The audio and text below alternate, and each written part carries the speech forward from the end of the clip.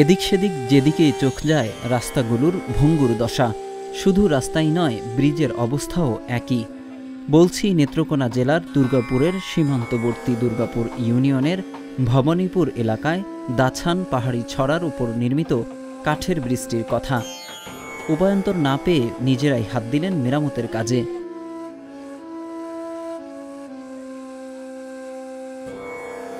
এই বেহাল রাস্তা ও ব্রিজের কারণে এখানকার স্থানীয় বাসিন্দা ও বর্ডার গার্ড বাংলাদেশের সদস্যরা প্রয়োজনীয় পণ্য সরঞ্জাম আনা নেওয়ায় পড়েন ভোগান্তিতে।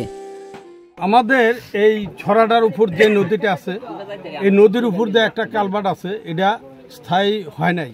কারণ এটা সাধারণত একটা কাঠের ব্রিজ করতে এখান দিয়ে অনেক জিনিসপত্র, আমাদের সরকারি মালামালও আমরা নিতে পারি এবং আমাদের যাতায়াত সুবিধা হবে স্থায়ীভাবে ব্রিজটা হইলে। এবং কি এখানে যেসব পরিবারগুলো আছে এই ভবানীপুর গ্রামটার ভিতরে অনেক স্কুলের ছাত্রছাত্রীরা এরাও যাইতে খুব হিমশিম খায়। যেহেতু বর্ষাকাল আসলেই তারা হয়তো নদী দেয়া কোনোভাবে যাইতে পারে, আর যদি রাস্তাটা ভালো থাকতো তাইলে এইটার উপর দিয়ে তারা যাতায়াত করতে পারতো, তাইলে এটা সুবিধাটা হয় সবার জন্য। আমাদের এই সীমান্ত ফাঁড়িতে আমরা অনেক জিনিসপত্র, আমাদের রেশন সামগ্রী আমরা যারা আসি বদলাইয়া আমাদের বিছনা বেডিং এগুলি নিতে আমাদের সুবিধা হয়। এই ব্রিজটা যদি আমরা স্থায়ীভাবে করা হয় তাহলে আমাদের অনেকটা সুবিধা বুক আমরা করতে পারবো এবং গ্রামবাসীরাও সুবিধা হবে। এইটা যদি করা হয় স্থায়ীভাবে, যদি আমাদের সরকার যদি এটা করে দেয় তাহলে আমরা গ্রামবাসী বা আমাদের ক্যাম্প আমরা উপকৃত হব। এমন পরিস্থিতিতে বিজিবি সদস্য ও স্থানীয় স্বেচ্ছাসেবীরা মিলে ৬ সেপ্টেম্বর মেরামত করেন ব্রিজটি। চলাচলের উপযুক্ত করতে বারবার নির্মাণ করেছেন এই কাঠের ব্রিজ, কিন্তু তা বেশি দিন স্থায়ী হয় না। তবে সংশ্লিষ্ট কর্তৃপক্ষের কাছে এলাকাবাসীর দাবি দাছান ছড়ার উপর একটি স্থায়ী ব্রিজ নির্মাণের। হাঁটাচলা করার জন্যে, দুর্গাপুরে যাওয়ার জন্যে যে রাস্তা, এই রাস্তা আর নেই।